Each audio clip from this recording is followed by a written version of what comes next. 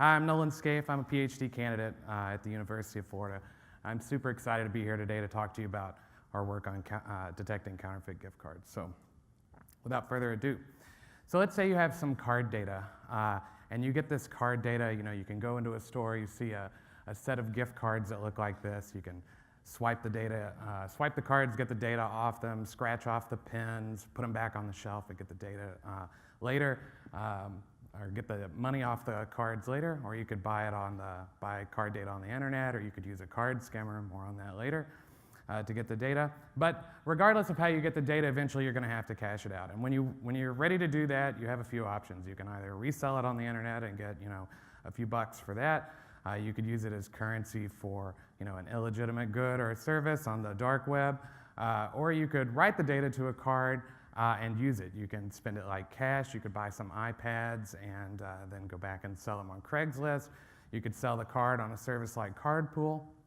But wait, did you just say that you could write a new card? Well, yeah, absolutely, you can. And here's how you do it.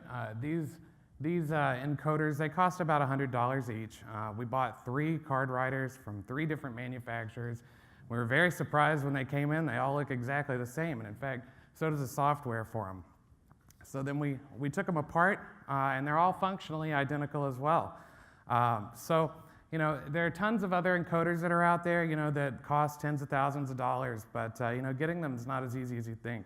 A lot of vendors require identity verification to make sure that you're not doing what we're about to do. So if you want to fly under the radar, these are absolutely the writers that you're going to get. And so if you're asking yourself, does this really happen? Yes, it does. In fact, criminals use these cards to launder and steal money to pay each other. It's semi-anonymous. So they'll even take the card information that they acquire on the internet. They'll emboss them with names. They'll take them into a store and use them. So if you're observant and you're looking at this bottom picture here and you see this card encoder here and it looks familiar, that's because I just showed you a picture that looks just like this. So to better understand how these cards work, let's talk about how the cards are encoded. So these cards use something called double frequency encoding. And essentially, it's just using magnetic flux transitions on the card to mark data points. When you drag it across a magnetic read head, it creates some voltage and a waveform, and you can decode that. F2F actually encodes both the data and the clock together in a single signal, which is why when you go to a store, you can swipe your card slowly or you can swipe your card fast, and it'll continue to work. So I don't want to get into too much detail here, except to say that a 0 is basically just the clock signal. If you don't see anything in the middle of it, and it looks kind of like the one you saw before, we'll call it a 0. If there's another transition in the middle of that, the double frequency, if you will, then we'll call that a 1. Now, the ISO standards allow some variance in the physical positioning of these the flux transitions on the card, and that's called jitter. So cards are encoded like this. Blank cards are placed into a hopper, and they kind of fly down an assembly line, and they're encoded at a relatively consistent rate. A lot of these use something called a linear optical encoder to measure the position of the card as it goes across the read head. Because we're encoding the clock onto the card, we kind of need to know where it is in relation to where it just was in order to get a consistent clock. Now, conversely, if you buy one of these encoders, you're going to do something that looks like this. You're going to put card data into it, and then you're going to manually swipe the card. Now, this is very different because you're accelerating the card as you take it down the track, and these encoders have what are called rotary encoders. Sorry for the double use of the word here. Rotary encoders in them to measure the position of the card. Effectively, it's just a little grippy wheel that spins as you take the card down the track. Now, we actually measured these at 50 micrometers resolution, as opposed to, say, a linear optical encoder that has, an order of magnitude or more precision. So, our hypothesis is pretty simple. It's, if I can get it to click, come on. Oh, that's the back button. That's the problem. Hypothesis is pretty simple. This inconsistency produces artifacts in the encoded card. So we wanted to know, well, is this true? We think it's true. We see these 2 videos. You know, we can see that there's something going on here, but you know, how does that affect the encoding on the card? So at UF, we have one of the world's only quantitative magnetic microscopes. They work by using a small layer of film called magneto-optical imaging film that manipulates light in the presence of magnetic fields. And all that means is you can look down the microscope and you can see the data on the card. Now, this microscope produces images. They're exactly where each pixel is exactly 2.08 microns.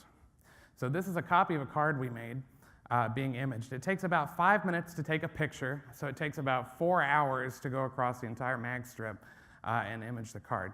Now this is what, that's the back button again. I keep moving my hand, I'm sorry. One more. Okay, this is what those pictures look like. The red and blue are the polarization of the magnetic field, but that's not really important to what we're discussing here. Typically, payment cards have 2 tracks of data. They have almost exactly the same information on them. Track 1's a higher density than track 2. Now, for our purposes, we examine track 2 data because this is most commonly what merchants will read when you're processing a payment. The MOIF is the magneto-optical imaging film is not perfect, so there are some repeating patterns that occur when you take multiple images. And we actually use those to stitch the images together so we can get a complete view of the card.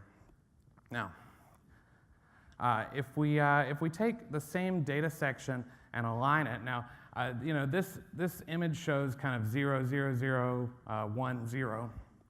You can see that there are differences in bit width.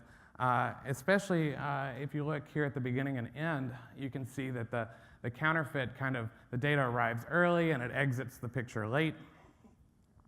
And if we zoom out and we look at the whole card, we can see that there's absolutely a difference between these 2 cards. The copy has substantially more variance than the original. Now, this validates our hypothesis. Clearly, there's a difference between these 2 cards. However, no one wants to wait in line at the grocery store for 4 hours while we bust out a microscope and take pictures of your card.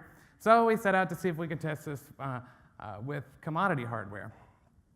So what we did was we built a card reader, we connected it to audio equipment, we recorded the waveforms and measured the bit widths, which really correspond to the peaks in the signal that comes out. This is not unlike how a square reader would actually read, some of the first generation square readers would read your cards.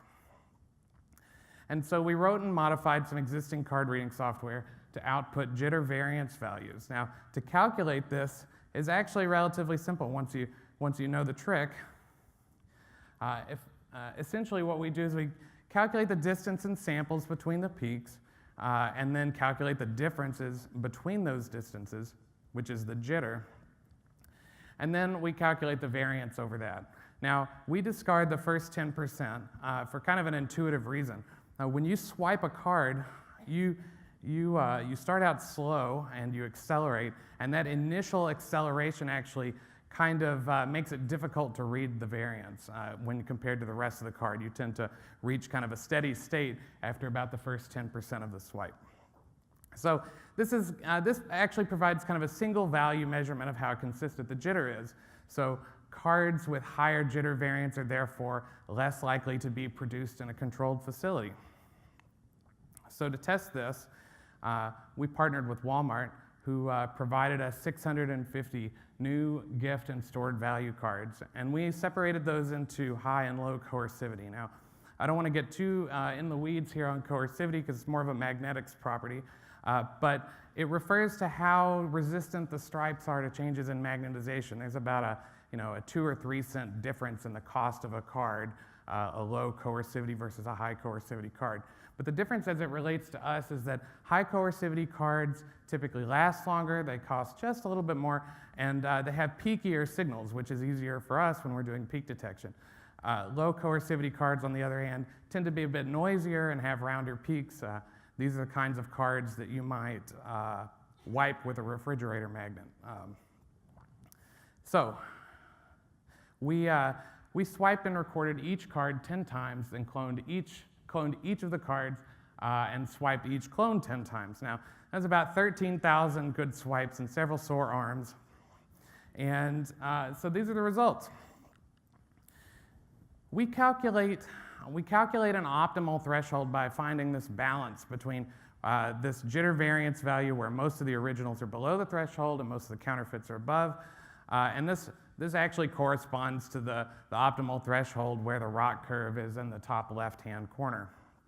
So for high coercivity cards, we get this accuracy from 98.5 to 99.9%.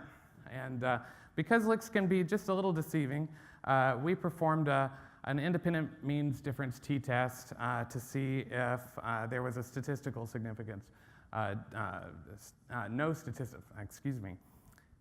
It's a null hypothesis test, and the null hypothesis is that there's no statistical difference between the measured jitter on the originals and the copies.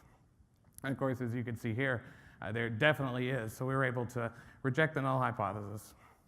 Now, for low coercivity cards, that still works well, but the rounder peaks and the weaker signal influences the results. And the takeaway really here is that if you want higher accuracy, high coercivity cards for only a couple of cents more actually produce better results. The accuracy here was 93.7 and 96.8%. Like I said, it's good, but not quite as good as you would get on a high coercivity card.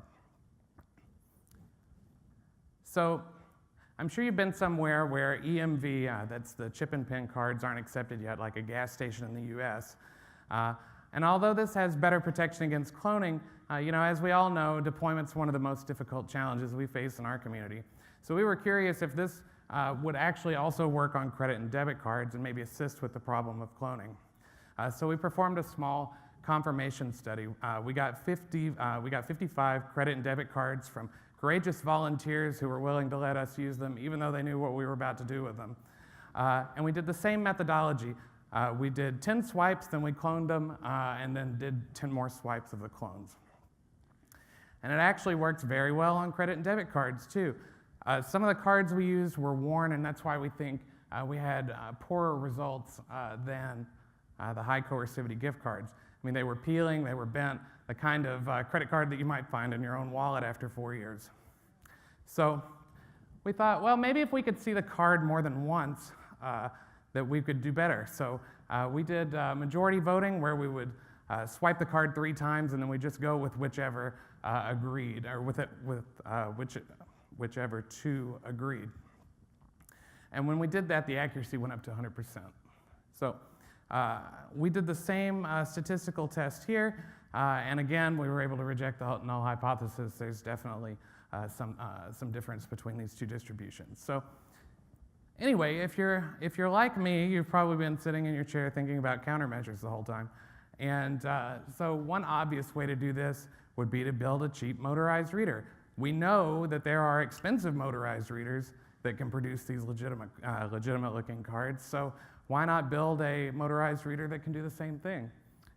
So we looked at 2 here on the top and the picture on the bottom. One at about a $250 price point and another at an $8,000 price point. Actually, the one on the bottom is the one our university uses to make our ID cards. Both of these are no better than hand swiping, and the reason for that is that the control systems on these devices actually don't perform consistent movement of the card. Especially in the top one, when you put the card in, as it grips it, it goes a little bit slower, then it speeds up, then it slows down a little bit, and that produces the same kind of artifacts as counterfeiting your own card with one of these encoders. The other thing you could do is maybe put a chip on a gift card. Well, there's a ton of problems with that just in deploying and issuing the terminals and the cost of doing so. It takes the cost of a gift card from just a few cents to potentially several dollars, and I don't know anybody that wants to buy a $20 gift card for $25. And this still doesn't do anything about the $40 billion in unspent gift card balances that are out there. In a lot of jurisdictions, especially in the United States, it's not legal to expire those balances. So we have cards that are out there that need protecting now. So in summary, card cloning remains a massive problem despite replacement technologies. And we looked at this. We used a microscope to verify it. Then we built a commodity hardware detection system for detecting these gift cards. And of course, higher quality cards give higher quality results. So what we'd like to do is, this is a software system, and we think it can be integrated with existing payment terminals, so we'd like the opportunity to do that. And we'd like to do a larger scale study of credit and debit cards if we can find a partner to do so. So thanks for coming to my talk. This is the first in a series of papers we're doing on payment card fraud. If you're curious and want to know more about stopping data acquisition, then I encourage you to come see my talk at Usenix Security. Thanks.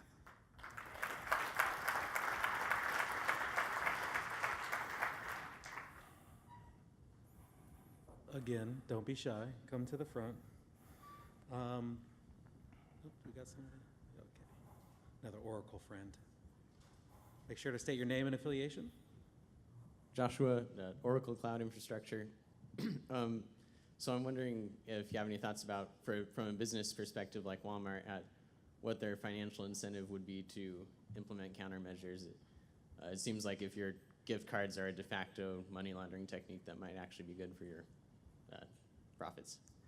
Well, we don't want to be in a position where we tell anyone what to do with the data. We worked with a lot of people, discussed this with a lot of companies. Walmart was just one of them, although they graciously supported us in this research.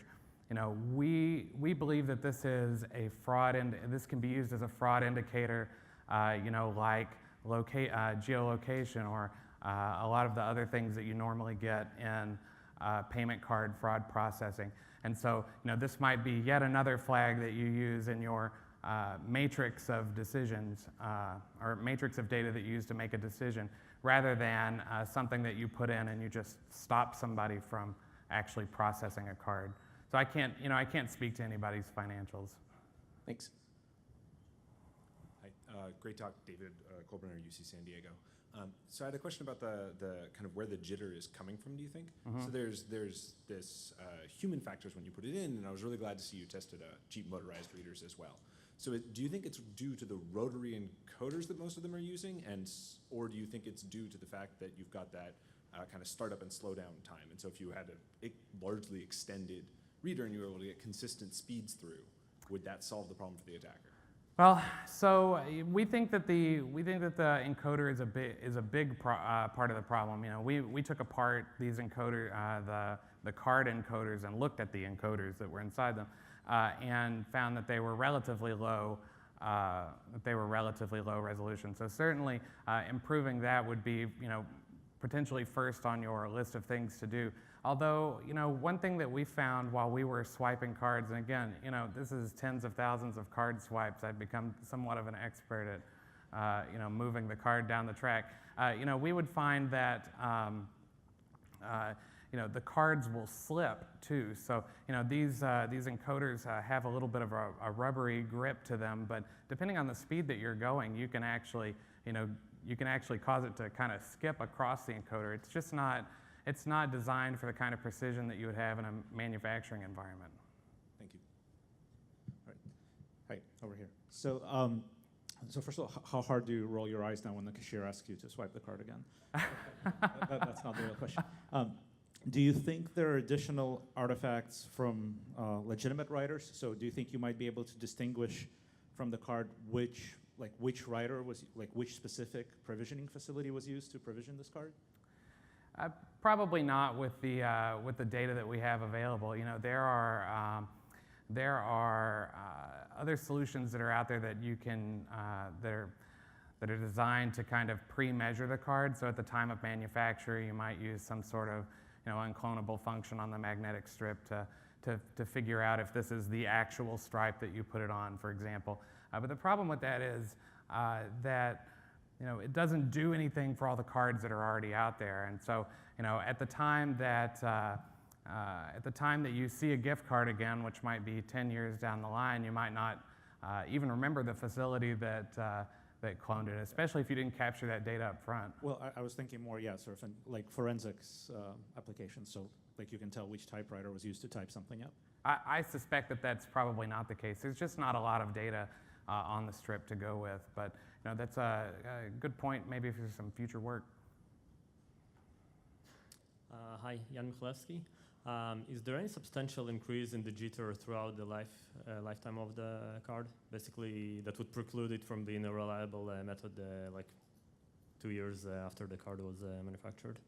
We know from the ISO standards that the jitter changes. The jitter kind of changes over time, but I don't believe that it's. I don't believe it's very substantial. We actually bought some. We actually bought some used gift cards on eBay, and they came in the mail packaged like drugs that you might see on, just shrink wrapped all together, very weird. We measured those cards, and at face value, I don't see any major difference between those. Yeah. Last question. Quick question, Peter again. If credit card fraud is something on the order of 0.25% of gross, is there any evidence that there's a substantial cloning of the gift cards at this point? Yeah, that's a great question. I think for a lot of folks, retailers included, while the total amount of fraud, which is pretty large, that might be something that you could write off or cover with insurance. For consumers, the idea that you have a gift card that had money on it today and doesn't have money on it tomorrow might actually be worse for you down the road because they might not want to shop at your store again. So, and there is incentive to solve this problem, even though it might not be as great of a problem as it would seem at face value. Okay, everybody, let's thank Nolen for the great talk. Thanks. That's the end of our session. Stick around for the next session is a panel on